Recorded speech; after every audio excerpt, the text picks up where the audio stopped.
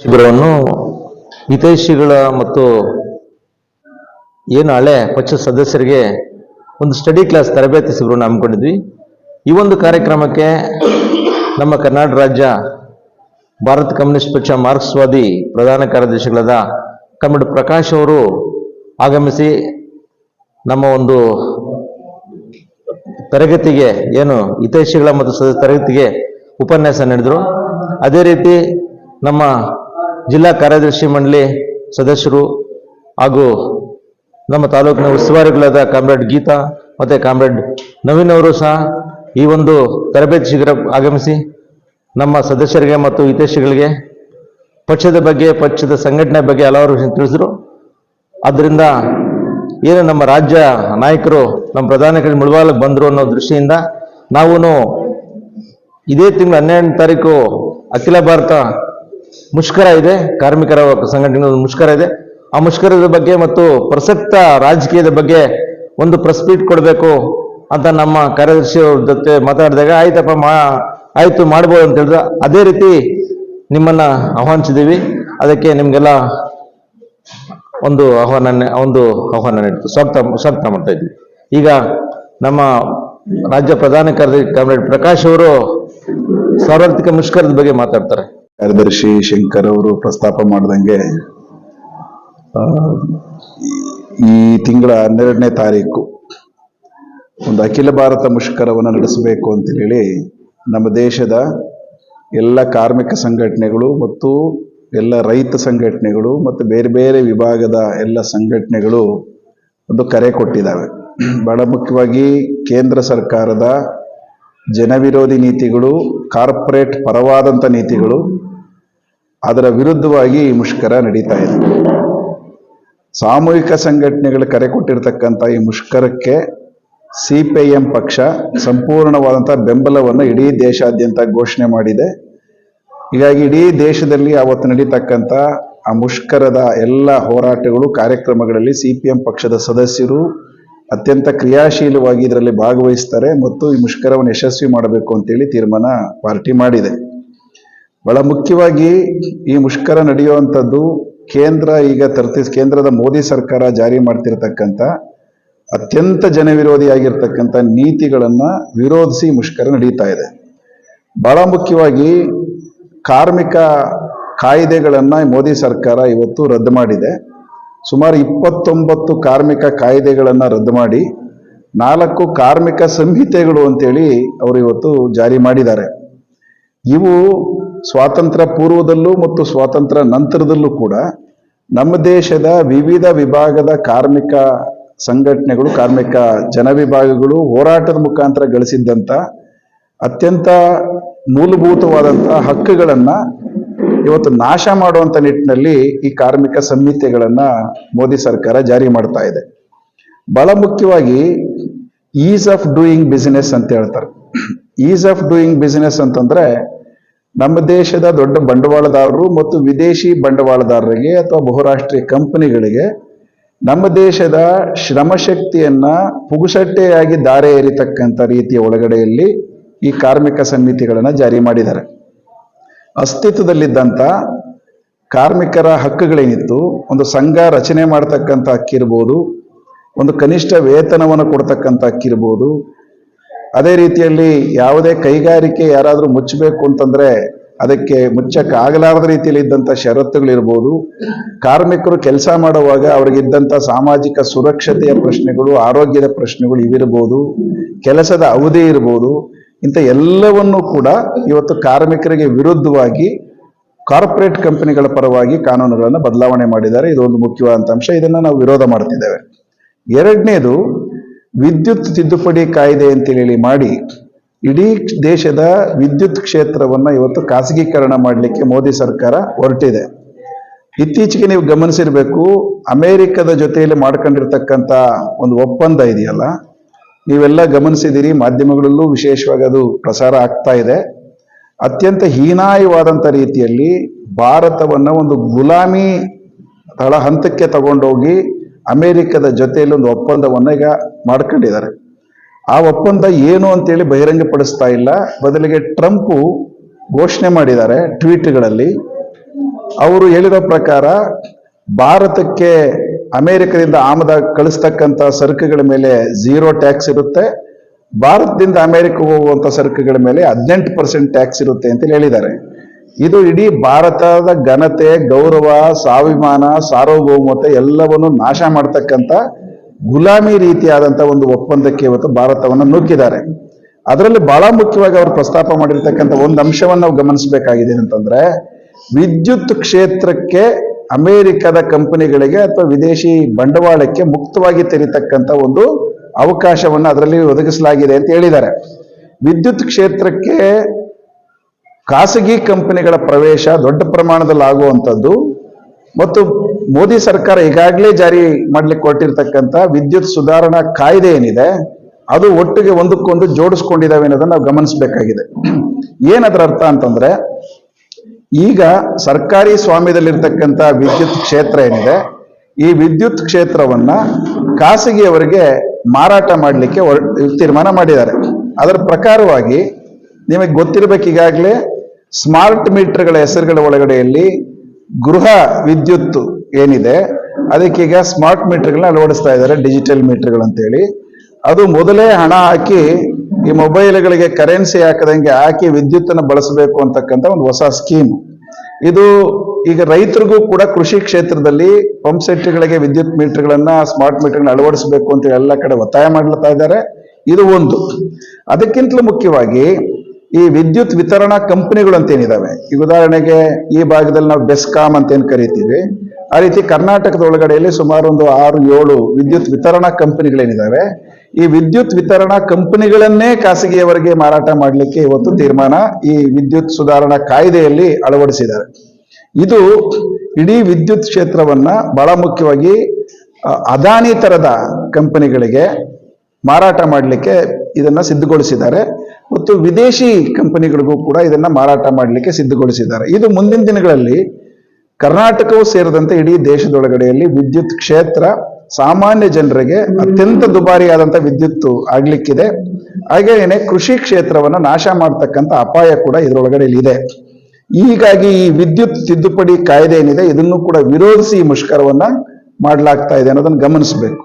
ಇದ್ರ ಜೊತೆಗೆ ಎಲ್ಲ ಕ್ಷೇತ್ರಗಳಲ್ಲಿ ಈ ನವ ಉದಾರವಾದದ ನೀತಿಗಳನ್ನ ಜಾರಿ ಮಾಡಬೇಕು, ಖಾಸಗೀಕರಣ ಮಾಡಬೇಕು ಅಂತೇಳಿ ಹೊಸ ಹೊಸ ಅಂಶಗಳನ್ನ ಇವತ್ತು ಮೋದಿ ಸರ್ಕಾರ ಕಾಯ್ದೆಗಳನ್ನ ತಿದ್ದುಪಡಿ ಮಾಡ್ತಾ ಇದೆ. ಅದು ನೀವು ರಸ್ತೆಗಳು ತಗೊಳ್ರಿ, ಕಲ್ಲಿದ್ದಲು ಕ್ಷೇತ್ರ ತಗೊಳ್ರಿ, ವಿದ್ಯುತ್ ಕ್ಷೇತ್ರ ತಗೊಳ್ರಿ, ಬಂದರುಗಳು ತಗೊಳ್ರಿ, ವಿಮಾನಯಾನ ತಗೊಳ್ರಿ, ರೈಲ್ವೇಸ್ ತಗೊಳ್ರಿ, ಅಥವಾ ನಾವು ರೇರ್ ಅರ್ತ್ ಮಿನರಲ್ಸ್ ಅಂತ ಹೇಳಿ ಮಾತಾಡ್ತಕ್ಕಂಥ ಅಪರೂಪದ ಖನಿಜಗಳಿಗೆ ಸಂಬಂಧಪಟ್ಟಂತ ಕಾಯ್ದೆಗಳು ತಗೊಳ್ರಿ, ಎಲ್ಲವನ್ನೂ ಕೂಡ ನ್ಯಾಷನಲ್ ಮಾನಿಟೈಸೇಷನ್ ಪೈಪ್ಲೈನ್ ಹೆಸರಿನಲ್ಲಿ, ಅಂದ್ರೆ ರಾಷ್ಟ್ರೀಯ ನಗದೀಕರಣ ಯೋಜನೆ ಅನ್ನುವಂಥ ಹೆಸರಿನಲ್ಲಿ ಎಲ್ಲವನ್ನು ಖಾಸಗಿ ಕಂಪನಿಗಳಿಗೆ ವರ್ಗಾವಣೆ ಮಾಡುವಂತ ಕೆಲಸಕ್ಕೆ ಕೈ ಹಾಕಿದ್ದಾರೆ. ಇದು ಇಡೀ ದೇಶದ ಒಂದು ಸ್ವಾವಲಂಬನೆಯನ್ನೇ ನಾಶ ಮಾಡ್ತಕ್ಕಂಥ ನಿಟ್ಟಿನ ಒಂದು ತಿದ್ದುಪಡಿಗಳಾಗಿದ್ದಾವೆ ಅನ್ನುವಂಥದ್ದು ನಾವು ಗಮನಿಸಬೇಕಾಗಿದೆ. ಇದ್ರ ಜೊತೆಗೆ ದೇಶದ ಸಂವಿಧಾನವನ್ನ ದುರ್ಬಲಗೊಳಿಸ್ತಕ್ಕಂಥ ಹಲವಾರು ಕ್ರಮಗಳನ್ನ ಮೋದಿ ಸರ್ಕಾರ ಕೈಗೊಳ್ತಾ ಇದೆ. ಅದರಲ್ಲಿ ಬಹಳ ಮುಖ್ಯವಾಗಿ ನಮ್ಮ ದೇಶದ ಸಂವಿಧಾನದ ಭಾಗವಾಗಿರ್ತಕ್ಕಂಥ ಸ್ವಾಯತ್ತ ಸಂಸ್ಥೆಗಳೇನಿದಾವೆ, ಸಂವಿಧಾನಿಕ ಸಂಸ್ಥೆಗಳು, ಅದು ನೀವು ED ತಗೊಳ್ರಿ ಅಥವಾ ಎಲೆಕ್ಷನ್ ಕಮಿಷನ್ ತಗೊಳ್ರಿ, ಎಲ್ಲವನ್ನೂ ಕೂಡ ಇವತ್ತು ಕಾರ್ಪೊರೇಟ್ಗಳಿಗೆ ಅನುಕೂಲ ಆಗ್ತಕ್ಕಂಥ ನಿಟ್ಟಿನಲ್ಲಿ ಬದಲಾಯಿಸ್ತಕ್ಕಂಥದ್ದನ್ನ ಮಾಡ್ತಾ ಇದ್ದಾರೆ. ನೀವು ಇವತ್ತು ಸುಪ್ರೀಂ ಕೋರ್ಟ್ನ ಮುಖ್ಯ ನ್ಯಾಯಾಧೀಶರನ್ನ ಆಯ್ಕೆ ಮಾಡ್ತಕ್ಕಂಥ ಆ ಕಮಿಟಿಯನ್ನು ಕೂಡ ಬದಲಾವಣೆ ಮಾಡಿರೋದನ್ನ ನೀವು ಗಮನಿಸಬಹುದು. ಮೊದಲು ಸುಪ್ರೀಂ ಕೋರ್ಟ್ನ ಚೀಫ್ ಎಲೆಕ್ಷನ್ ಕಮಿಷನರ್ನ ಆಯ್ಕೆ ಮಾಡಲಿಕ್ಕೆ ಅಥವಾ ಎಲೆಕ್ಷನ್ ಕಮಿಷನರ್ನ ಆಯ್ಕೆ ಮಾಡಲಿಕ್ಕೆ ಮುಖ್ಯ ನ್ಯಾಯಾಧೀಶರನ್ನ ಒಳಗೊಂಡಂತ ಒಂದು ಸಮಿತಿ ಇತ್ತು. ಈ ಮೋದಿ ಸರ್ಕಾರ ಇವತ್ತು ಅದನ್ನು ತೆಗೆದುಹಾಕಿದೆ. ಮುಖ್ಯ ನ್ಯಾಯಾಧೀಶರು ಆಯ್ಕೆ ಸಮಿತಿಯಲ್ಲಿ ಇಲ್ಲ. ಈಗ ಆ ರೀತಿ ತಿದ್ದುಪಡಿಯನ್ನು ಮಾಡಿದ್ದಾರೆ. ಹೀಗಾಗಿ ಚುನಾವಣಾ ಆಯುಕ್ತರನ್ನ ಕೇವಲ ಬಿಜೆಪಿ ಮತ್ತು RSSಗೆ ಅನುಕೂಲಕರವಾದಂತ ರೀತಿಯಲ್ಲಿ ಆಯ್ಕೆ ಮಾಡ್ಕೊಳ್ಳಕ್ಕೆ ಇಡೀ ಆಯ್ಕೆ ಸಮಿತಿಯನ್ನೇ ಬದಲಾವಣೆ ಮಾಡಿದ್ದಾರೆ. ಇದು ಇಡೀ ದೇಶದ ಪ್ರಜಾಪ್ರಭುತ್ವದ ಮೇಲೆ, ಚುನಾವಣಾ ಪದ್ಧತಿ ಮೇಲೆ, ಸಂವಿಧಾನಿಕ ವ್ಯವಸ್ಥೆ ಮೇಲೆ ದೊಡ್ಡ ದಾಳಿಯನ್ನು ಮಾಡುವಂತ ಕ್ರಮ ಆಗಿದೆ ಅನ್ನೋದು ನಾವು ಗಮನಿಸಬೇಕಾಗಿದೆ. ಅದೇ ನಿಟ್ಟಿನಲ್ಲಿ ಇವತ್ತು SIR ಅನ್ನುವಂಥ ಹೆಸರಿನಲ್ಲಿ, ಸ್ಪೆಷಲ್ ಇಂಟೆನ್ಸಿವ್ ರಿವಿಷನ್ ಅನ್ನುವಂಥ ಹೆಸರಿನಲ್ಲಿ ಮತದಾರರನ್ನ ಇವತ್ತು ಮತದಾರರ ಪಟ್ಟಿಯಿಂದ ಹೊರಗಡೆ ಹಾಕ್ಲಿಕ್ಕೆ ಬೇಕಾದ ರೀತಿಯಲ್ಲಿ ಇವತ್ತು SIR ಅನ್ನುವಂಥ ಒಂದು ಯೋಜನೆಯನ್ನ ಜಾರಿ ಮಾಡಿದ್ದಾರೆ. ಇದ್ರೊಳಗಡೆಯಲ್ಲಿ ಚುನಾವಣಾ ಆಯೋಗ ಏನಿದೆ ಅದಕ್ಕೊಂದು ಹೊಣೆಗಾರಿಕೆ ಏನಿತ್ತು, ಜವಾಬ್ದಾರಿ ಏನಿತ್ತು, ಅಂದ್ರೆ ಅಕೌಂಟಬಿಲಿಟಿ ಅಂತ ಏನ್ ಹೇಳ್ತೀವಿ, ಅಕೌಂಟಬಿಲಿಟಿಯಿಂದ ಹೊರಗಡೆ ಇರಲಿಕ್ಕೆ ಇವತ್ತು ಚುನಾವಣಾ ಆಯೋಗವನ್ನ ಯಾವ ರೀತಿಯಲ್ಲೂ ಪ್ರಶ್ನೆ ಮಾಡಲಾರದಂತ ರೀತಿಯಲ್ಲಿ ಅನುಕೂಲ ಮಾಡಿಕೊಡ್ತಕ್ಕಂಥ ಕಾಯ್ದೆಯನ್ನು ಇವತ್ತು ಜಾರಿ ಮಾಡಿದ್ದಾರೆ. ಇವತ್ತು ಚುನಾವಣಾ ಆಯೋಗದ ಏನನ್ನೂ ನೀವು ಪ್ರಶ್ನೆ ಮಾಡಂಗಿಲ್ಲ, ಚುನಾವಣಾ ಆಯುಕ್ತರ ಯಾವುದೇ ಕ್ರಮಗಳನ್ನು ಪ್ರಶ್ನೆ ಮಾಡಂಗಿಲ್ಲ. ಇವತ್ತು ಆ ರೀತಿ ತಿದ್ದುಪಡಿಗಳನ್ನು ಮಾಡೋದ್ರ ಮುಖಾಂತರವಾಗಿ ಇಡೀ ಚುನಾವಣಾ ಪದ್ಧತಿಯನ್ನೇ ನಾಶ ಮಾಡಲಿಕ್ಕೆ ಮತ್ತು ಭಾರತ ದೇಶದಲ್ಲಿ ಒಂದು ನಿರಂಕುಶ ಪ್ರಭುತ್ವವನ್ನ ಜಾರಿ ಮಾಡಲಿಕ್ಕೆ RSS ನ ಹಿಂದೂ ರಾಷ್ಟ್ರದ ಪರಿಕಲ್ಪನೆಯನ್ನ ಜಾರಿ ಮಾಡಲಿಕ್ಕೆ ಬೇಕಾದಂತ ಎಲ್ಲ ತಿದ್ದುಪಡಿಗಳನ್ನು ಇವತ್ತು ಮಾಡ್ತಾ ಇದೆ ಬಿಜೆಪಿ ಸರ್ಕಾರ.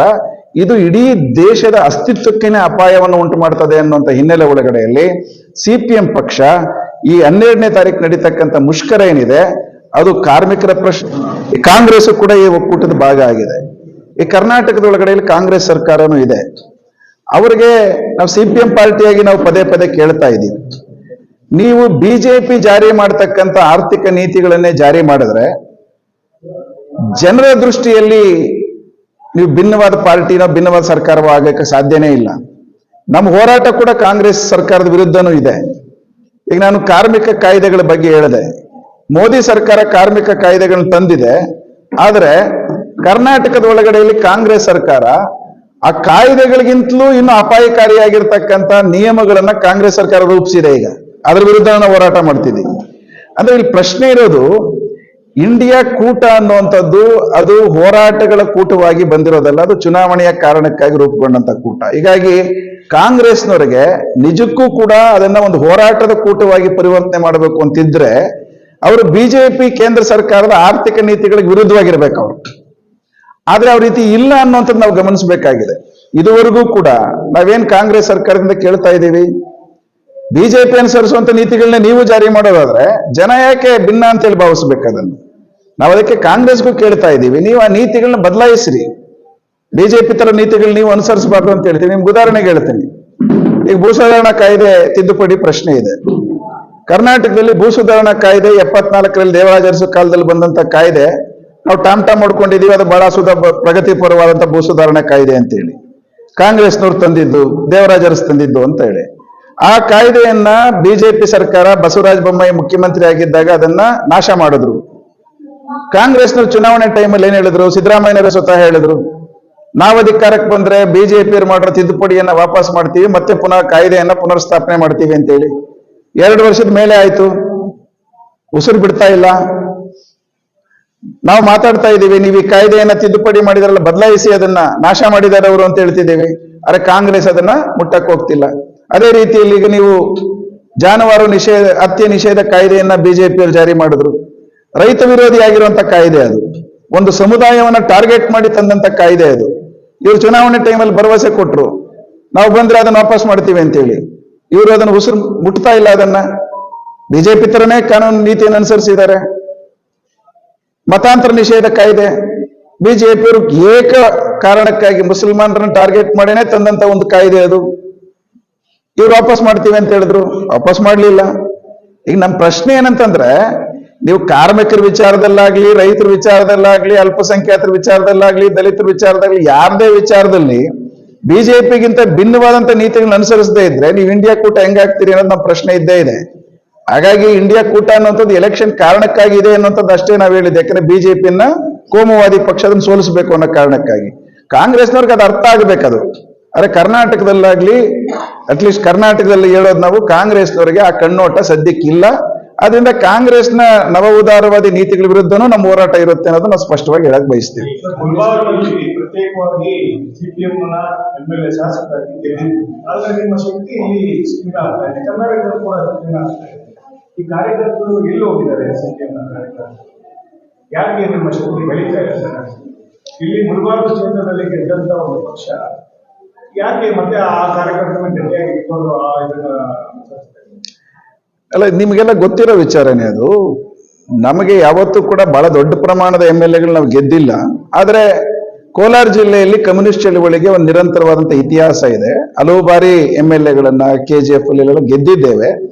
ಮತ್ತೆ ಅದನ್ನ ಕೆಲವು ಕಡೆ ಉಳಿಸ್ಕೊಳಕ್ಕಾಗಿಲ್ಲ. ಈ ಪ್ರಶ್ನೆಗಳೆಲ್ಲ ನೀವು ಹೇಳಿದ್ದು ನಿಜಾನೇ. ಅದ್ರ ಬಗ್ಗೆ ನಮ್ಮ ಪಕ್ಷ ಬಹಳ ಗಂಭೀರವಾಗಿ ಯೋಚನೆ ಮಾಡಿದೆ. ಆದ್ರೆ ಒಂದು ನಾನು ಆಗ್ಲೇನೆ ಹೇಳ್ದಂಗೆ, ನಾವು MLA ಗೆದ್ದಿಲ್ದೇ ಇರ್ಬೋದು, ಆದ್ರೆ ಹೋರಾಟಗಳಲ್ಲಿ ನಾವು ಯಾವತ್ತೂ ಕಡಿಮೆ ಆಗಿಲ್ಲ. ನಾವೇನೇ ಹೋರಾಟಗಳು ನಡೆಸ್ತಿರೋದು ಅನ್ನೋದನ್ನ ಹೇಳುವಾಗ್ಲೇನೆ ಚುನಾವಣಾ ರಾಜಕಾರಣದಲ್ಲೂ ನಾವು ಗೆಲುವು ಸಾಧಿಸಬೇಕು, ಅದು ಅಗತ್ಯ ಇದೆ. ನೀವು ಹೇಳಿದ್ ಸರಿ ಇದೆ.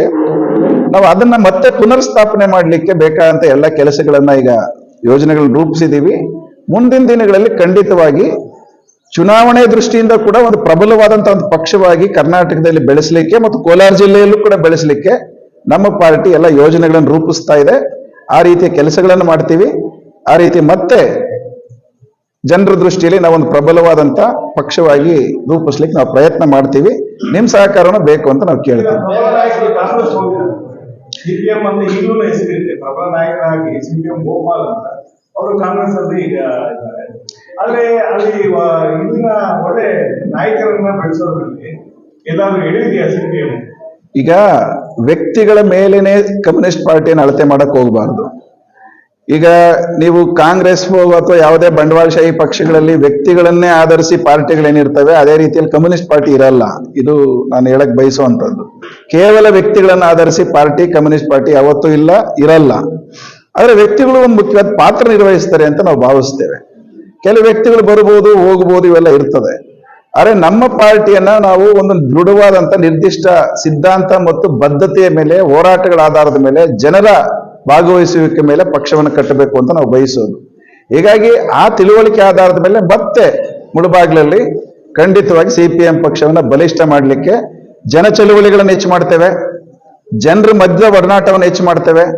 ನಾಯಕತ್ವ ರೂಪುಗೊಳ್ಳುವಂಥದ್ದು ಕೇವಲ ವ್ಯಕ್ತಿಗಳಿಂದ ಅಲ್ಲ, ಜನ ಚಳುವಳಿಗಳಿಂದ.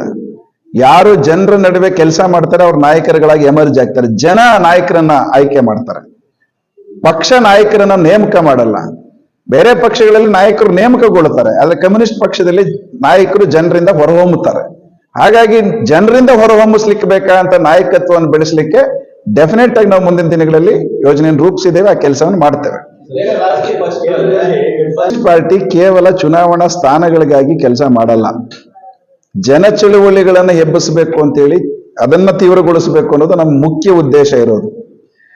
ಘಟಬಂಧನ್ ಅಂತೇಳಿ ಕರ್ನಾಟಕದಲ್ಲಿ ಏನಿಲ್ಲ, ಆಲ್ ಇಂಡಿಯಾ ಲೆವೆಲ್ ಅಲ್ಲಿ ಇದೆ. ಆದ್ರೆ ಅದು ಪೂರ್ಣ ಪ್ರಮಾಣದ ಘಟಬಂಧನ್ ಆಗಿ ಕೆಲಸ ಮಾಡ್ತಿಲ್ಲ.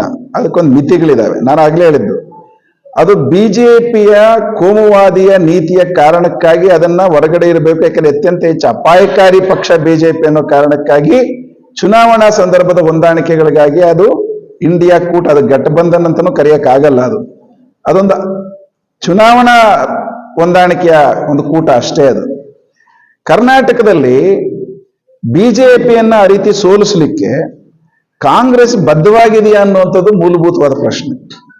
ಯಾಕೆ, ಯಾರೆಲ್ಲಿರ್ತಾರೆ ಅನ್ನೋದೇ ದೊಡ್ಡ ಪ್ರಶ್ನೆಗಳಿದಾವೆ ನಮಗೆ. ಈಗ ಯಾರು ಕೋಮುವಾದಿಗಳು, ಯಾರು ಕೋಮುವಾದಿಗಳಲ್ಲ, ಯಾರು ನವೋದಾರಿ ನೀತಿಗಳ ಪರವಾಗಿರೋರು ಯಾರು, ವಿರೋಧವಾಗಿರೋರು ಯಾರು, ಇದು ಗೊಂದಲಗಳಿದಾವೆ. ಹಾಗಾಗಿ ನಮ್ಮ ಪ್ರಶ್ನೆ ಇರೋದು, ನಾವು ಕರ್ನಾಟಕದಲ್ಲಿ ಕಟ್ಟಬೇಕು ಅಂತಿರ್ತಕ್ಕಂಥ ಪರ್ಯಾಯ ಇದೆಯಲ್ಲ, ಅದು ಕಾಂಗ್ರೆಸ್ ಅನ್ನೇ ಆಧರಿಸಿರ್ತಕ್ಕಂಥ ಪರ್ಯಾಯ ಅಲ್ಲ. ಸಿಪಿಎಂ ಪಕ್ಷ ಕಟ್ಟಬೇಕು ಅಂತಿರ್ತಕ್ಕಂಥದ್ದು ಎಡ ಪ್ರಜಾಸತ್ತಾತ್ಮಕ ಪರ್ಯಾಯ ಕರ್ನಾಟಕದಲ್ಲಿ ಕಟ್ಟಬೇಕು ಅಂತಿರೋದು. ನಾವು ನೀತಿಗಳ ಆಧಾರದ ಪರ್ಯಾಯ ಕಟ್ಟಬೇಕು ಅಂತಿರೋದು, ಕೇವಲ ಪಾರ್ಟಿಗಳ ಹೆಸರುಗಳ ಪರ್ಯಾಯ ಅಲ್ಲ ನಮ್ದು. ಸೊ ಇದನ್ನ ನಾವು ಸ್ಪಷ್ಟವಾಗಿ ಸಿಪಿಎಂ ಪಕ್ಷ ಇಟ್ಕೊಂಡಿದೆ. ಎಡ ಪ್ರಜಾಸತ್ತಾತ್ಮಕ ಪರ್ಯಾಯ ಅಂದ್ರೆ ಏನು? ಬಹಳ ಮುಖ್ಯವಾಗಿ ಯಾರು ಜನರ ಮಧ್ಯದಲ್ಲಿ ಕೆಲಸ ಮಾಡುವಂತ ಎಡ ಪಕ್ಷಗಳಿದಾವೆ, ಸಿಪಿಎಂ ಅನ್ನ ಒಳಗೊಂಡು, ಹಾಗೇನೆ ಪ್ರಜಾಸತ್ತಾತ್ಮಕವಾಗಿ ಕೆಲಸ ಮಾಡ್ತಕ್ಕಂಥ, ಪ್ರಾಮಾಣಿಕವಾಗಿ ನೀತಿಗಳ ಆಧಾರದಲ್ಲಿ ಕೆಲಸ ಮಾಡ್ತಕ್ಕಂಥ ಬೇರೆ ಪಕ್ಷಗಳಿದಾವೆ ಅಥವಾ ವ್ಯಕ್ತಿಗಳು, ಸಂಘಟನೆಗಳಿರ್ತವೆ. ಅವರೆಲ್ಲರನ್ನೂ ಒಟ್ಟುಗೂಡಿಸುವಂತ ಕೆಲಸವನ್ನ ನಾವು ಮಾಡೋಕ್ಕೆ ಪ್ರಯತ್ನ ಪಡ್ತಾ ಇದ್ದೀವಿ. ಈಗ ಅದು ನಮ್ಮ ಉದ್ದೇಶ. ಪರ್ಯಾಯ ಕಟ್ಟಬೇಕು ಕರ್ನಾಟಕದಲ್ಲಿ ಅಂತಂದ್ರೆ ಕಾಂಗ್ರೆಸ್ನ ಒಳಗೊಂಡಿರ್ತಕ್ಕಂಥ ಪರ್ಯಾಯ ಅಂತೇಳಿ ನಾವೇನು ಅನ್ಕೊಂಡಿಲ್ಲ. ಸೊ ಹಾಗಾಗಿ ಅದ್ರ ಬಗ್ಗೆ ನಾವು ಸ್ಪಷ್ಟತೆ ಇರ್ತೀವಿ. ಹಿಂಗಾಗಿ ಸೀಟ್ ಕೇಳೋದು ಬಿಡೋದು ಅನ್ನುವಂಥದ್ದು ಈ ತಿಳುವಳಿಕೆ ಮೇಲೆ ರೂಪುಗೊಳ್ಳುತ್ತದೆ. ನಾಳೆ ಅಂತ ಸಂದರ್ಭ ಬಂದ್ರೆ ಆ ಸಂದರ್ಭವನ್ನು ಆಧರಿಸಿ ನಾವು ಸೀಟುಗಳ ಪ್ರಶ್ನೆಯನ್ನು ತೀರ್ಮಾನ ಮಾಡ್ಕೊಳ್ತೀವಿ. ಈಗ ಈ ಸದ್ಯಕ್ಕೆ ನಮ್ಮ ಮುಂದೆ ಇರುವಂತದ್ದು ಕರ್ನಾಟಕದಲ್ಲಿ ಎಡ ಪ್ರಜಾಸತ್ತಾತ್ಮಕ ಪರ್ಯಾಯವನ್ನು ರೂಪಿಸಬೇಕು ಅನ್ನೋದು ನಮ್ಮ ತೀರ್ಮಾನ. ನಾಯಕತ್ವವನ್ನು ರೂಪಿಸಬೇಕು ಅಂತಿರೋರು ನಾವು. ವ್ಯಕ್ತಿಗಳ ಆಧಾರದಲ್ಲಿ ನಾಯಕತ್ವ ರೂಪುಗೊಳ್ಳಲ್ಲ ಅನ್ನೋಂಥದ್ದು ನಮ್ಮ ನಿಲುವು. ಹಾಗಾಗಿ ಆ ಚಳುವಳಿಗಳ ಜೊತೆಯಲ್ಲಿ ಯಾರು ಬೆಳೀತಾರೆ ಅವ್ರು ನಾಯಕರಾಗ್ತಾರೆ. ಕೇವಲ ವ್ಯಕ್ತಿಗಳನ್ನ ತಂದು ನಾವು ನಾಯಕರನ್ನ ಮಾಡೋ ಪದ್ಧತಿ ನಮ್ಮಲ್ಲಿ ಇಲ್ಲ. ಹಾಗಾಗಿ ಅದ್ರ ಬಗ್ಗೆ ನಮ್ಗೆ ಯಾವ ಗೊಂದಲನೂ ಇಲ್ಲ, ನೀವು ಗೊಂದಲ ಮಾಡ್ಕೋಬೇಡ್ರಿ. It's very clear. ಚಳುವಳಿಗಳನ್ನ ರೂಪಿಸಬೇಕು, ಮುಳುಬಾಗಿಲು ತಾಲೂಕಿನ ಜನರ ಸಮಸ್ಯೆಗಳನ್ನ ಎತ್ಕೊಂಡು ದೊಡ್ಡ ಪ್ರಮಾಣದ ಹೋರಾಟಗಳನ್ನ ಆಂದೋಲನಗಳನ್ನು ರೂಪಿಸಬೇಕು ಅನ್ನೋದು ನಮ್ಮ ದೃಢವಾದ ತೀರ್ಮಾನ ಇದೆ. ಆ ಮುಖಾಂತರನೇ ಒಂದು ಪರ್ಯಾಯವನ್ನು ಇಲ್ಲಿ ರೂಪಿಸಬೇಕು. ಅದ್ರೊಳಗಡೆ ನ್ಯಾಚುರಲ್ ಆಗಿ ನಾಯಕತ್ವ ಬರುತ್ತೆ. ಇವತ್ತು ಮುಳಬಾಗಿಲು ತಾಲೂಕಲ್ಲಿ ಜನ ಆ ತರದನ್ನ ಬಯಸ್ತಾನೂ ಇದ್ದಾರೆ. ಆಲ್ಟರ್ನೇಟಿವ್ ರಾಜಕಾರಣ ಬೇಕಾಗಿದೆ, ಪ್ರಾಮಾಣಿಕರು ಬೇಕಾಗಿದೆ ಅನ್ನೋದೊಂದು ಬಯಸ್ತಾರೆ. ನಮ್ಗೆ ಅದ್ರಲ್ಲಿ ನಂಬಿಕೆ ಇದೆ. ಬದಲಾವಣೆ ಒಂದೇ ಶಾಶ್ವತ. ಇವತ್ತು ಹಣ ತಗೊಂಬರಂತವ್ರನ್ನೇ ಓಟ್ ಹಾಕಿ ಗೆಲ್ಲಿಸ್ತಾರೆ ಅಂತಲ್ಲ, ಜನರ ಮಧ್ಯೆ ಕೆಲಸ ಮಾಡೋಂಥವ್ರನ್ನು ಜನರ ಆಯ್ಕೆ ಮಾಡ್ಕೊಳ್ಳೋಂತ ಅವಕಾಶಗಳು ಇರ್ತವೆ. ಆ ರೀತಿಯಾದಂತ ಒಂದು ರಾಜಕಾರಣನ ಮುಳಬಾಗಿಲಲ್ಲೂ ಮತ್ತೆ ಕೋಲಾರ ಜಿಲ್ಲೆನಲ್ಲೂ ಕೂಡ ನಾವು ಮಾಡ್ಲಿಕ್ಕೆ ಎಲ್ಲಾ ರೀತಿಯಾದಂತ ತೀರ್ಮಾನಗಳನ್ನ ನಾವು ನಡೆಸ್ತಾ ಇದೀವಿ, ಕೆಲಸ ಮಾಡ್ತಾ ಇದೀವಿ. ಇನ್ನು 2-2.5 ವರ್ಷ ಏನಿದೆ ಆ ಸಂದರ್ಭದಲ್ಲಿ ಆ ರೀತಿಯಾದಂತ ಒಂದು ಚಳುವಳಿಯನ್ನ ಕಟ್ಟಿ ನಾವು ಕೂಡ ಇವತ್ತು ಪ್ರಜಾಪ್ರಭುತ್ವ ವ್ಯವಸ್ಥೆನಲ್ಲಿ ರಾಜಕಾರಣದ ಮಧ್ಯೆ ಕೂಡ ಕೆಲಸ ಮಾಡ್ಲಿಕ್ಕೆ ನಾವು ಪ್ರಯತ್ನ ಮಾಡ್ತೀವಿ. ಅದೇ ಸಂದರ್ಭದಲ್ಲಿ ಮುಳಬಾಗಿಲು ತಾಲೂಕಿನ ಜನನೂ ನಾವು ಕೇಳ್ತೇವೆ. CPM ಪಾರ್ಟಿ MLA ನೋಡಿದಿರಿ, ಕಾಂಗ್ರೆಸ್ MLA ನೋಡಿದಿರಿ, JDS MLA ನೋಡಿದಿರಿ, ಆಮೇಲೆ ಇಂಡಿಪೆಂಡೆಂಟ್ ಆಗಿ ಇನ್ನೆಲ್ಲೋ ದುಡ್ಡು ತಗೊಂಬಂದು ವಾರದಲ್ಲಿ MLAಗಳಾಗಿರೋರ್ನು ನೋಡಿದಿರಿ. ಅವರ ಅಭಿವೃದ್ಧಿ ಏನಿತ್ತು, CPM ನ ಶಾಸಕರಾಗಿದ್ದಂತ ಸಂದರ್ಭದಲ್ಲಿ ಜನರ ಮಧ್ಯೆ ಏನ್ ಕೆಲಸ ಮಾಡಿದ್ರು ಅನ್ನೋಂಥದ್ದು ಆಧಾರದನ್ನ ಇಟ್ಕೊಂಡು ಇವತ್ತು ಆ ನಿಟ್ಟಿನಲ್ಲಿ ಜನನೂ ಕೂಡ ತೀರ್ಮಾನ ಮಾಡ್ಲಿ. ಆ ತೀರ್ಮಾನ ಮಾಡಿದಾಗ ಯಾಕಂದ್ರೆ MLA ಅನ್ನೋಂಥದ್ದು ವೈಯಕ್ತಿಕ ಅಲ್ಲ. MLA ಆಗುವಂಥದ್ದು ಅಂತಂದ್ರೆ ಜಿಲ್ಲಾ ಪಂಚಾಯತಿ ಮೆಂಬರ್ ಆಗೋದು, ತಾಲೂಕ್ ಪಂಚಾಯತಿ ಮೆಂಬರ್ ಆಗೋದು, ಕೌನ್ಸಿಲರ್ ಆಗೋದು, ಗ್ರಾಮ ಪಂಚಾಯತಿ ಮೆಂಬರ್ ಆಗೋದು ಅಂದ್ರೆ ಜನರ ನಾಯಕರು, ಜನರ ಸೇವಕರು. ಹಂಗಾಗಿ ಆ ರೀತಿ ಸೇವೆ ಮಾಡುವಂತ ನಾಯಕರನ್ನ ಅಂತ ಪಕ್ಷವನ್ನ ಆಯ್ಕೆ ಮಾಡ್ಕೋಬೇಕು ಅಂತೇಳಿ ಮುಳಬಾಗಿಲು ತಾಲೂಕು ಜನ ಬಯಸಿದ್ರೆ ಖಂಡಿತವಾಗಿ ಆ ರೀತಿಯಾದಂತ ಕೆಲಸನ ಮಾಡ್ಲಿಕ್ಕೆ, ಸರ್ವಿಸ್ ಅನ್ನ ಕೊಡ್ಲಿಕ್ಕೆ ನಮ್ಮ ಪಕ್ಷ ರೆಡಿ ಇದೆ ಅನ್ನೋದು ನಿಮ್ ಮುಂದೆ ಹೇಳಲಿಕ್ಕೆ ಇಷ್ಟಪಡ್ತೀನಿ. ಈಗ ಇನ್ನು 2.5 ವರ್ಷ ಇದೆ, ಇನ್ನೊಂದು ಟರ್ಮ್ ಇದೆ. ಈಗ ಇತ್ತೀಚೆಗೆ ನಿಮ್ಮ ಜೊತೆ ಈಗ ನಮ್ಮ ಚಂದ್ರಶೇಖರ್ ಸರ್ ಅವರು ಕೂರಿಸ್ಕೊಳ್ತಾ ಇದ್ದಾರೆ. ಅಕಸ್ಮಾತ್ ಫ್ಯೂಚರ್ ಅಲ್ಲಿ, ಭವಿಷ್ಯದಲ್ಲಿ ಅವ್ರ ನಾಯಕರನ್ನಾಗಿ ಏನಾದ್ರು ಮಾಡೋ ಪ್ಲಾನ್? ಈಗ ಸ್ನೇಹಿತರೆ, ಒಂದು ಅವಕಾಶ ನೀಡ್ತೀರಾ ಅಂತ? ಅಲ್ಲ, ಈ ಪಾಯಿಂಟ್ ಇಷ್ಟೇ. ಕಮ್ಯುನಿಸ್ಟ್ ಪಕ್ಷಕ್ಕೆ ಯಾರು ಬಂದರೂ ಸ್ವಾಗತ ಇದೆ ಮತ್ತು ಬರಬೇಕು ಅಂತ ಬಯಸ್ತೀವಿ ನಾವು. ಎಲ್ಲಾ ವಿಭಾಗಗಳಿಂದನೂ ಕಮ್ಯುನಿಸ್ಟ್ ಪಕ್ಷಕ್ಕೆ ಬರಬೇಕು, ಸ್ವಾಗತ ಮಾಡ್ತೀವಿ ನಾವು ಅದನ್ನು. ಯಾರೇ ಬಂದರೂ ಕೂಡ ಕಮ್ಯುನಿಸ್ಟ್ ಪಕ್ಷದ ವಿಧಾನಗಳಲ್ಲಿ ಕೆಲಸ ಮಾಡಬೇಕು ಅಂತಲೂ ನಾವು ಹೇಳ್ತೀವಿ. ಅದನ್ನು ಕಲ್ಟಿವೇಟ್ ಮಾಡ್ತೀವಿ.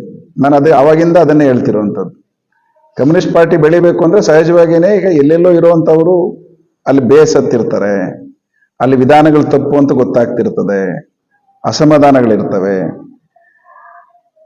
ನಮ್ಮ ಪಾರ್ಟಿಗೆ ಬರಬೇಕು ಅಂತ ಬಯಸ್ತಾರೆ, ನಮ್ಮ ಪಾರ್ಟಿಯ ಸ್ವಾಗತ ಮಾಡ್ತದೆ ಯಾರು ಬಂದ್ರು. ಆದರೆ ಕಮ್ಯುನಿಸ್ಟ್ ಪಕ್ಷದ ವಿಧಾನಗಳಿಗೆ ಒಳಪಟ್ಟು ಕೆಲಸ ಮಾಡಬೇಕು ಅಂತ ನಮ್ದು ಇರ್ತದೆ. ಹಾಗಾಗಿ ನೀವು ಹೇಳದಂತ ಯಾರೇ ಆಗಿರ್ಲಿ, ಇನ್ನೂ ಬೇರೆಯವರು ಇರಲಿ, ನಮ್ಮ ಪಕ್ಷಕ್ಕೆ ಬರಬಹುದು, ಬಂದು CPM ಪಕ್ಷದ ರೀತಿಯಲ್ಲಿ ಕೆಲಸ ಮಾಡ್ತಾ ಜನರ ಮಧ್ಯದಲ್ಲಿ ಬೆಳಿಬಹುದು, ಸಹಜವಾಗಿಯೇ ನಾಯಕರಾಗ್ತಾರೆ. CPM ನ ನಿಲುವನ್ನ ನಾನು ಪದೇ ಪದೇ ರಿಪೀಟ್ ಮಾಡ್ತಾ ಇದ್ದೀನಿ ನಿಮಗೆ. ನಮ್ಮಲ್ಲಿ ನಾಯಕರು ಅನ್ನುವಂಥದ್ದು ನೇಮಕಗೊಳ್ಳಲ್ಲ. CPM ಪಾರ್ಟಿಲಿ ಆ ಪದ್ಧತಿ ಇಲ್ಲ. ನಾಯಕರು ಜನರ ಮಧ್ಯದಿಂದ ಬೆಳೀತಾರೆ, ಜನರ ಮಧ್ಯದಲ್ಲಿ ಕೆಲಸ ಮಾಡೋದ್ರ ಮುಖಾಂತರ ಬೆಳೀತಾರೆ. ಹಾಗಾಗಿ ಯಾರೇ ಬಂದ್ರು ಕೂಡ ಅವರು ಅಲ್ಲಿ ಬೇಸತ್ತು ಇಲ್ಲಿ ಬರ್ತಾರೆ ಅಂತಂದ್ರೆ ಅರ್ಥ ಏನು? ಅಲ್ಲಿ ಜನರ ಪರವಾಗಿಲ್ಲ, ಇಲ್ಲಿ ಜನರ ಪರವಾಗಿದೆ ಅಂತಾನೆ ಬರ್ತಾರೆ. ಹಾಗಾಗಿ ಆ ಭಾವನೆ ಇಟ್ಕೊಂಡು ಬರುವಂತವ್ರು ಸಹಜವಾಗಿಯೇ ಇನ್ನೊಂದಷ್ಟು ಚೆನ್ನಾಗಿ ಜನರ ಮಧ್ಯದಲ್ಲಿ ಕೆಲಸ ಮಾಡ್ಲಿಕ್ಕೆ CPM ಪಾರ್ಟಿ ಅವಕಾಶ ಮಾಡಿಕೊಡ್ತದೆ, ಅದಕ್ಕೆ ಕಾರ್ಯಕ್ರಮಗಳನ್ನ ರೂಪಿಸ್ತದೆ. ಆ ರೀತಿ ಒಳಗಡೆಯಲ್ಲಿ ಯಾರಾದ್ರೂ ಬೆಳೀತಾರೆ ಇಲ್ಲಿ. ಆದ್ರಿಂದಾಗಿ ನಿರ್ದಿಷ್ಟವಾಗಿ ನಮಗೆ ಒಬ್ಬರು ಬಂದು ನಾಯಕರಾಗ್ತಾರೆ, ಮತ್ತೊಬ್ರು ಆಗ್ತಾರೆ, ಆ ರೀತಿ ನಾವು ಹೇಳಲ್ಲ. ಸೊ ಅದ್ರ ಬಗ್ಗೆ ನಮ್ಗೆ CPMಗೆ ಬಹಳ ಸ್ಪಷ್ಟತೆ ಇದೆ. ಹೀಗಾಗಿ ಬರ್ಲಿ, ಎಲ್ಲರೂ ಬರ್ಲಿ, CPM ಪಾರ್ಟಿಯ ವಿಧಾನಗಳಲ್ಲಿ ಕೆಲಸ ಮಾಡಲಿ, ಜನರ ಮಧ್ಯದಲ್ಲಿ ಕೆಲಸ ಮಾಡಲಿ, ಚಳುವಳಿಗಳನ್ನು ರೂಪಿಸ್ಲಿ. ನಾವು ಖಂಡಿತವಾಗಿ ಅಂತ ಎಲ್ಲವನ್ನು ಸ್ವಾಗತ ಮಾಡ್ತೇವೆ. ಬೇರೆ ರಾಜಕೀಯ ಪಕ್ಷದವರು ಆಯಾ ಪಕ್ಷಗಳ ಸಂಘಟನೆ ಇದ್ದಂಗೆ ನಮ್ಮಲ್ಲಿ ಈ ಮಿಸ್ಕಾಲ್ ಮೆಂಬರ್ಶಿಪ್ ಅಥವಾ ಬೀದಿಯಲ್ಲಿ ಟೇಬಲ್ ಹಾಕಿ ಮೆಂಬರ್ಶಿಪ್ ಇವೆಲ್ಲ ನಾವು ಪದ್ಧತಿ ಇಟ್ಕೊಂಡಿಲ್ಲ. ಯಾಕೆ ಇಟ್ಟಿಲ್ಲ? ಅಲ್ಲಿರುವಂತ ಸಮಸ್ಯೆ ಏನು? ಈ ಟೇಬಲ್ ಅಲ್ಲಿ ಕಾಂಗ್ರೆಸ್ ಮೆಂಬರ್ ಆಗಿ, ಪಕ್ಕದ ಟೇಬಲ್ಗೆ ಹೋಗಿ BJP ಮೆಂಬರ್ ಆಗಿ, ಇನ್ನೊಂದು ಟೇಬಲ್ಗೆ ಹೋಗಿ JDS ಮೆಂಬರ್ ಆಗುವಂತ ಪದ್ಧತಿ ಇದೆಯಲ್ಲ, ಅದು ಅನೈತಿಕವಾದಂತ ರಾಜಕಾರಣದ ಒಂದು ವಿಧಾನ, ಮೆಂಬರ್ಶಿಪ್ ವಿಧಾನ. ಯಾಕಂದ್ರೆ ಯಾವ ಪಾರ್ಟಿಯಲ್ಲಿ ಇರಬೇಕು ಅಂತ ಏನಿಲ್ಲ, ಅಧಿಕಾರಕ್ಕಾಗಿ ಯಾವ ಪಾರ್ಟಿಗೆ ಬೇಕಾದ್ರೂ ಹೋಗ್ಬಿಡ್ಬೋದಾಗಿರ್ತಕ್ಕಂಥ ವಿಧಾನ ಅದು. ಮತ್ತೆ ಇನ್ನು ವಿಶೇಷ ಅಂತಂದ್ರೆ ಅಟ್ ಎ ಟೈಮ್ ಒಬ್ರು 3 ಪಾರ್ಟಿಯಲ್ಲಿ ಮೆಂಬರ್ ಆಗಿರ್ಬೋದು. ಕೇಳೋರು ಯಾರಲ್ಲಿ? ಹೇಗೆ ಪಾರ್ಟಿ ಸದಸ್ಯತ್ವ ಅನ್ನುವಂಥದ್ದು ಈ ಪಾರ್ಟಿಗಳಲ್ಲಿ ಮೌಲ್ಯಗಳಿಗಾಗಿ, ಜನರ ಹಕ್ಕುಗಳಿಗಾಗಿ, ಜನರ ಜೀವನಕ್ಕಾಗಿ ನಡೆಯುವಂತ ಮೆಂಬರ್ಶಿಪ್ ಅಲ್ಲ ಅದು. ಆದ್ರೆ ನಮ್ಮ ಪಾರ್ಟಿಯಲ್ಲಿ ಮೆಂಬರ್ಶಿಪ್ ಇದೆ ಪದ್ಧತಿ. ಆದ್ರೆ ನಮ್ಮ ಪಾರ್ಟಿಯ ಮೆಂಬರ್ಶಿಪ್ ಹೇಗೆ ಅಂದ್ರೆ ಅದು ಮೌಲ್ಯಗಳ ಆಧಾರದಲ್ಲಿ, ಕೆಲಸದ ಆಧಾರದಲ್ಲಿ, ನಿರ್ದಿಷ್ಟ ವಿಚಾರಗಳ ಆಧಾರದಲ್ಲಿ ಮೆಂಬರ್ಶಿಪ್. ನಮ್ಮ ಪಕ್ಷಕ್ಕೊಂದು ಕಾರ್ಯಕ್ರಮ ಅಂತಿದೆ, ನಿಲುವುಗಳಿದಾವೆ, ಸ್ಪಷ್ಟತೆ ಇದೆ. ಈ ಸ್ಪಷ್ಟ ನಿಲುವುಗಳಿಗೆ, ರಾಜಕೀಯ ಧೋರಣೆಗಳಿಗೆ, ಮೌಲ್ಯಗಳಿಗೆ, ನೈತಿಕ ವಿಚಾರಗಳಿಗೆ ಯಾರು ಬದ್ಧರಾಗಿರ್ತಾರೋ ಅವ್ರನ್ನೇ ನಾವು ಮೆಂಬರ್ ಮಾಡ್ತೇವೆ. ಹಾಗಾಗಿ ಆ ರೀತಿ ಮೆಂಬರ್ಶಿಪ್ ಇರುತ್ತೆ. ನಮ್ದೊಂಥರ ಗಟ್ಟಿ ಕಾಳಿದ್ದಂಗೆ. ನೀವು ಬಿತ್ತನೆ ಮಾಡುವಾಗ ಜೋಳು ಬೆಳೆಯಕ್ಕೆ ಹೋಗಲ್ಲ, ನಾವು ಗಟ್ಟಿ ಕಳೆ ಬೆಳಿಬೇಕು ಅಂತ ಬಯಸ್ತೀವಿ. ಹಾಗಾಗಿ ಮೆಂಬರ್ಶಿಪ್ ಮಾಡುವಾಗ ಅವರ ಕೆಲಸದ ಆಧಾರದಲ್ಲಿ, ಅವರ ಬದ್ಧತೆಯ ಆಧಾರದಲ್ಲಿ, ವಿಚಾರಗಳ ಆಧಾರದಲ್ಲಿ ನಾವು ಮೆಂಬರ್ಶಿಪ್ ಅನ್ನ ಕೊಡ್ತೇವೆ. ಹಾಗಾಗಿ ನಮಗೂ ಅವ್ರಿಗಿರ್ತಕ್ಕಂಥ ವ್ಯತ್ಯಾಸ ಅದು. ಅಲ್ಲಿ ಮೆಂಬರ್ಶಿಪ್ಗೆ ಅರ್ಥನೇ ಇಲ್ಲ. ನೀವು ಹೇಳಿದಂತ ಈ ಬಂಡವಾಳಶಾಹಿ ಪಕ್ಷಗಳಲ್ಲಿ ನಾವು ಮೆಂಬರ್ಶಿಪ್ ಅನ್ನುವಂಥದ್ದು ಈ ಸ್ಪಷ್ಟ ನಿಲುವುಗಳ ಆಧಾರದಲ್ಲಿ ಇರ್ತದೆ. ನಾವು ಸ್ವೀಕರಿಸ್ತೀವಿ, ಆಯ್ತಾ? ಅಲ್ಲ, ನಿಮ್ಮ ಆಶೆಯನ್ನು ಆಶಯ ಸ್ವೀಕರಿಸ್ತೀವಿ. ಅದೇ ಸಂದರ್ಭದಲ್ಲೇನೆ ಶಿಗ್ನಳ್ಳಿ ಶೇಖರ್ ಅವರು ಕೂಡ ಕಮ್ಯುನಿಸ್ಟ್ ಪಕ್ಷದ ಸಿದ್ಧಾಂತವನ್ನ ಮತ್ತೆ ಕಮ್ಯುನಿಸ್ಟ್ ಪಾರ್ಟಿಯ ಪ್ರಿನ್ಸಿಪಲ್ಸ್ ಅನ್ನ ತಗೊಂಡು ಕೆಲಸ ಮಾಡ್ಬೇಕು. ಯಾಕೆ ಅಂತಂದ್ರೆ ಕಮ್ಯುನಿಸ್ಟ್ ಪಕ್ಷ ಅಂತಂದ್ರೆ ಎಲ್ಲೋ ಗಾಳಿನಲ್ಲಿ ಬಂದಿರೋಂಥದ್ದಲ್ಲ, ನಿಮ್ಮೆಲ್ಲರಿಗೂ ಕೂಡ ಗೊತ್ತಿರೋಂಥದ್ದು. ನೀವೆಲ್ಲ ಬಹಳಷ್ಟು ಜನ ಪತ್ರಕರ್ತರು ಹಿಂದೆಯಿಂದ ಕೂಡ ನೀವು ಕೂಡ ಆ ಥರದ್ದೇ ಪ್ರಿನ್ಸಿಪಲ್ಸ್ ಅನ್ನ, ಸುಮ್ಮನೆ ಪತ್ರಕರ್ತರಾಗಿರ್ಬೋದು, ಬಟ್ ಆ ಭಾವನೆಗಳನ್ನು ಇಟ್ಕೊಂಡಿರೋಂಥವ್ರು. ಲಕ್ಷಾಂತರ ಜನ, ಸಾವಿರಾರು ಜನ ತ್ಯಾಗ ಮಾಡಿ ಕಟ್ಟಿರುವಂತ ಚಳವಳಿ ಕಮ್ಯುನಿಸ್ಟ್ ಪಾರ್ಟಿ ಚಳವಳಿ. ಆಮೇಲೆ ಕಮ್ಯುನಿಸ್ಟ್ ಚಳವಳಿ ಅಂತಂದ್ರೆ ಅದೊಂದು ಸಿದ್ಧಾಂತ, ಅದೊಂದು ವಿಜ್ಞಾನ. ಸೊ ಹಂಗಾಗಿ ಆ ಮೌಲ್ಯಗಳನ್ನ, ಆ ವಿಧಾನಗಳನ್ನ ನಾವು ಕಾಪಾಡ್ತೇವೆ, ನಾವು ರಕ್ಷಣೆ ಮಾಡ್ತೇವೆ. ಸೊ ಆ ರೀತಿಯಾದಂಥ ಸಿದ್ಧಾಂತಕ್ಕಾಗಿ ನಾವು ಕೆಲಸ ಮಾಡ್ತೇವೆ ಅಂತ ಶಿಗ್ನಳ್ಳಿ ಶೇಖರ್ ಅವರು ಅನ್ಕೊಂಡು ಬಂದ್ರೆ ಖಂಡಿತವಾಗಿ ಕೂಡ ಬರಲಿ.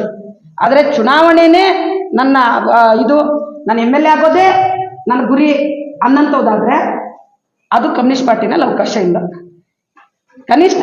ಆದ್ರೆ ಹಂಗಂತೇಳಿ ನಾವು ಇದೆರಡೂ ಇದೆ, ನಾವು ರಾಜಕಾರಣ ಮಾಡಲ್ಲ ಅಂತವ್ರಲ್ಲ. ಜನರಿಗಾಗಿ, ಜನರ ಮಧ್ಯೆ ಕೆಲಸ ಮಾಡಿ, ಜನರು ಆಯ್ಕೆ ಮಾಡಿದ್ರೆ, ನಾಳೆ ಪಕ್ಷನೂ ತೀರ್ಮಾನ ಮಾಡಿದ್ರೆ ಶೇಖರ್ ಅವರು ಕ್ಯಾಂಡಿಡೇಟ್ ಆಗ್ಬೋದು ಅಥವಾ ಇನ್ನು ಬೇರೆಯವರು ಕೂಡ ಇಲ್ಲಿ ಕ್ಯಾಂಡಿಡೇಟ್ ಆಗ್ಬೋದು. ಬಟ್ ಪಕ್ಷದ ತೀರ್ಮಾನಕ್ಕೆ ಭದ್ರಾಗಿರ್ಬೇಕು. ಆ ರೀತಿನಲ್ಲಿ ಆ ಸಿದ್ಧಾಂತವನ್ನ ಒಪ್ಕೊಂಡು ಶೇಖರ್ ಅವರು ನಮ್ಮ ಪಕ್ಷಕ್ಕೆ ಬಂದ್ರೆ ಖಂಡಿತವಾಗಿ ನೀವು ಹೇಳ್ದಂಗೆ ಬಲನೇ ಶಕ್ತಿನೇ ಬರಲಿ ಅಂತಾನೂ ಬಯಸ್ತೀವಿ. 5,000 6,000 ರೂಪಾಯಿ ಅಲವೆನ್ಸ್ ತಗೊಂಡು ಫುಲ್ ಟೈಮರ್ ಆಗಿ ಕೆಲಸ ಮಾಡುವಾಗ ಹೌದಲ್ಲ, ನಾಳೆ ಚುನಾವಣೆಗೆ ಇವತ್ತಿನ ಈ ವ್ಯವಸ್ಥೆ ಭ್ರಷ್ಟ ವ್ಯವಸ್ಥೆ ಆಗಿರುವಂತದ್ರಲ್ಲಿ ಪ್ರಕಾಶ್ ಅವರು ಚುನಾವಣೆ ಕಂಟೆಸ್ಟ್ ಮಾಡಿ ಜನ ಹಣ ಬೇಕು ಅಂತ ಬಯಸಿದ್ರೆ, ಅಥವಾ ವ್ಯವಸ್ಥೆ ಆ ರೀತಿ ಕ್ರಿಯೇಟ್ ಮಾಡಿದ್ರೆ, ಆ ರೀತಿಯಾದಂತ ಫೋಕಸ್ ಮಾಡಿದ್ರೆ ಈ ಚುನಾವಣೆ ವ್ಯವಸ್ಥೆನಲ್ಲಿ CPM ಕ್ಯಾಂಡಿಡೇಟ್ ಗೆಲ್ಲಿಕ್ಕೆ ಹೆಂಗಾಗ್ತದೆ? ನಾವು ಕಂಟೆಸ್ಟ್ ಮಾಡಲ್ಲ ಅಂತಿಲ್ಲ, KJP ಅಲ್ಲಿ ಕಂಟೆಸ್ಟ್ ಮಾಡ್ತಾ ಇದೀವಿ. ನಿಮ್ಗೆಲ್ಲರಿಗೂ ಗೊತ್ತಿದೆ, ಕೋಲಾರದ ಚಿನ್ನದ ಗಣಿ ಉಳಿಬೇಕು ಅಂತಂದ್ರೆ ಕಾರ್ಮಿಕರಿಗೋಸ್ಕರಾಗಿ, ಬೆಂಬಲಕ್ಕೋಸ್ಕರಾಗಿ ಎಷ್ಟೆಲ್ಲ ಹೋರಾಟ ಮಾಡಿದೀವಿ ಅಂತ, ಹೌದಲ್ಲ? ಸೊ ಹಂಗಾಗಿ ಜನರಿಗೂ ಕೂಡ ಆ ರೀತಿಯಾದಂತ ಸಾಮಾಜಿಕವಾದಂತ, ಆರ್ಥಿಕವಾದಂತ ತಿಳುವಳಿಕೆಗಳು ಬರಬೇಕು, ಬರ್ತವೆ ಅನ್ನೋಂಥದ್ದು ನಾವು ಬಯಸಿದೀವಿ. ಇಂದಲ್ಲ ನಾಳೆ ಬರ್ತದೆ. ಸೊ ಆ ತರದ ಸರ್ಕಾರನೂ ಬರ್ತದೆ. ಪಕ್ಕದ ರಾಜ್ಯದಲ್ಲಿ ಕೇರಳದಲ್ಲಿ ಸರ್ಕಾರ ಇದೆ, ಕಮ್ಯುನಿಸ್ಟ್ ಸರ್ಕಾರ. ಪಕ್ಕದ ಕೇರಳ ರಾಜ್ಯದಲ್ಲಿ ಇರುವಂತ ಕಮ್ಯುನಿಸ್ಟ್ ಸರ್ಕಾರಕ್ಕೂ, ಕರ್ನಾಟಕದಲ್ಲಿರುವಂತ ಸರ್ಕಾರಕ್ಕೂ, ಇಡೀ ದೇಶದಲ್ಲಿರುವಂತ ಸರ್ಕಾರ ನಿಮ್ಗೆ ಗೊತ್ತಿದೆ. ಅತಿ ಕಡಿಮೆ ಸಂಬಳ ತಗೊಳ್ಳುವಂತ ಶಾಸಕರುಗಳು, ಮುಖ್ಯಮಂತ್ರಿಗಳು ಭಾರತ ದೇಶದಲ್ಲಿದ್ರೆ ಅದು ಕಮ್ಯುನಿಸ್ಟ್ರು. ಜನಕ್ಕೂ ಅದೆಲ್ಲ ಅರಿವಾಗಬೇಕು, ತಿಳುವಳಿಕೆ ಬರಬೇಕು. ಆಮೇಲೆ ನಿಮ್ಮಂತ ಮೀಡಿಯಾಗಳು ಇವತ್ತು ತುಂಬಾ ಖುಷಿ ಆಗ್ತದೆ. ನೀವು ಮುಳಬಾಗ್ಲಲ್ಲಿ CPM ಪಕ್ಷದ ಪತ್ರಿಕಾಗೋಷ್ಠಿಗೆ ಇಷ್ಟೆಲ್ಲ ಬಂದು ಇಷ್ಟೆಲ್ಲವೂ ಪ್ರಶ್ನೆ ಮಾಡ್ದಂಗೆ ಇಡೀ ರಾಜ್ಯದಲ್ಲಿರುವಂತ ಮೀಡಿಯಾಗಳು, ದೇಶದಲ್ಲಿರುವಂತ ಮೀಡಿಯಾಗಳು ಈ ಸಿದ್ಧಾಂತವನ್ನ ಮತ್ತು ಈ ತರದ ಜನಪರವಾದಂತ ವಿಚಾರಗಳನ್ನ ಪ್ರಚಾರ ಮಾಡ್ಲಿಕ್ಕೂ ಕೂಡ ಸಾಧ್ಯತೆಗಳಾದ್ರೆ, ಆ ರೀತಿಯಾದಂತ ಚಳುವಳಿಗಳು ಎದ್ದು ಬಂದಾಗ ಖಂಡಿತ ಕಮ್ಯುನಿಸ್ಟ್ ಪಾರ್ಟಿ ಅಧಿಕಾರಕ್ಕೆ ಬರ್ತದೆ.